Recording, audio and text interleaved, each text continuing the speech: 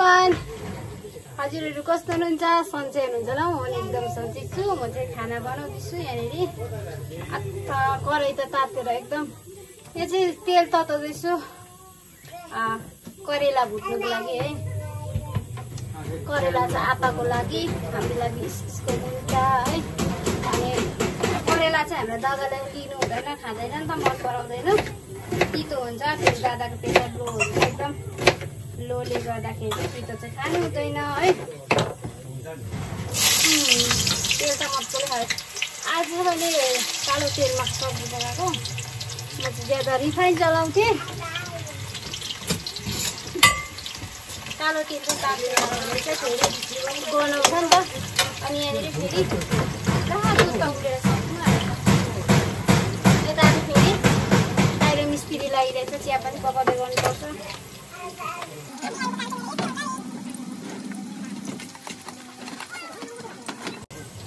घाम पनि लागेको छ एकदम गरम घाम नलाग्दा पनि लुगा नसुकेर बिजोको हो कमाइरा भित्र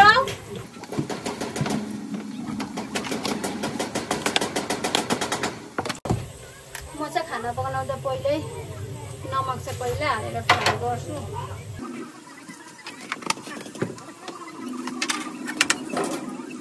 हल्दी खानु चाहिँ एकदम जरुरी है हल्दी खाएन भने फेरि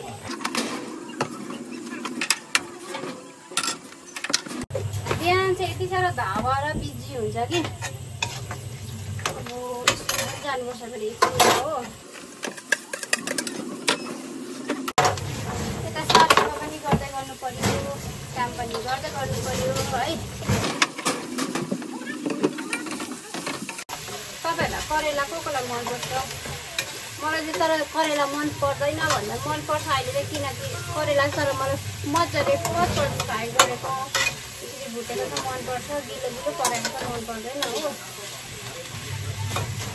अब यो करेला पनि पाकिहाल्छ यसमा फेरि मुन्टा पकाउनुपर्छ चिया पनि रेडी बनाइदिइहाल्नुहोस् न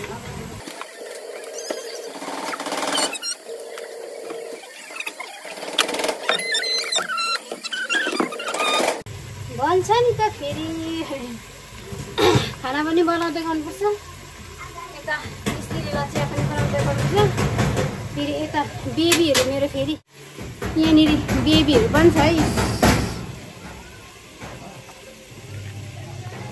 बेबीहरू पनि यहाँ लडाइ छ बेबी कट्टुबे गर्छ एकदम गरम एकदमै गरम भएछ नानीलाई चाहिँ खुल्ला राखिदिएको किनकि गरमले पुरा पेम्पस लगाएकोले गर्दा पुरा रेसेस भएछ 5-6 छ होइन त्यहाँबाट चाहिँ मैले चाहिँ खुल्लै राखिदिएको नानीलाई हेरेर अलिक शीतल आओस् भनेर अनि तपाईँहरू मेरो हालत किचनको हालत फेरि देखाइदिन्छु यहाँ हेर्नु न किचनको हालत नानीहरूलाई मैले उयो हेर न सानो यसमा उयसमा चाहिँ मोचा टोपी राख्ने बनाइदिएको थिएँ छरिदिएको हेर्नुहोस् उयोमा मेरो बदमास केटी चाहिँ उयो चाहिँ अनि मेरो यहाँनिर स्पेसल किचन बनिँदैछ आगोमा रोटी पोल्ने आगोमा मासु पकाउने आगोमा खाना पकाएको चाहिँ मलाई एकदमै बेस्ट लाग्छ मनपर्छ त्यही कारणले किचन बनिँदैछ यो कम्प्लिट भएपछि तपाईँलाई देखाउँछु अनि चुल्हा पनि बेस्ट एकदम धुवा चाहिँ अलग्गै बाहिर जाने बनाउनु पर्ने छ अस्ति नै एकजना साथीले मलाई लाइभमा भन्नुभएको थियो धुवा बाहिर जाने चुल्हा बनाउनु नि भनेर त्यस्तै चुल्हा बनाउने छु म तपाईँलाई बनाएको पनि देखाउँछु अनि मेरो चुल्हा किचन कम्प्लिट भएको पनि बनाउने छु तपाईँलाई अहिलेको लागि बाई बाई।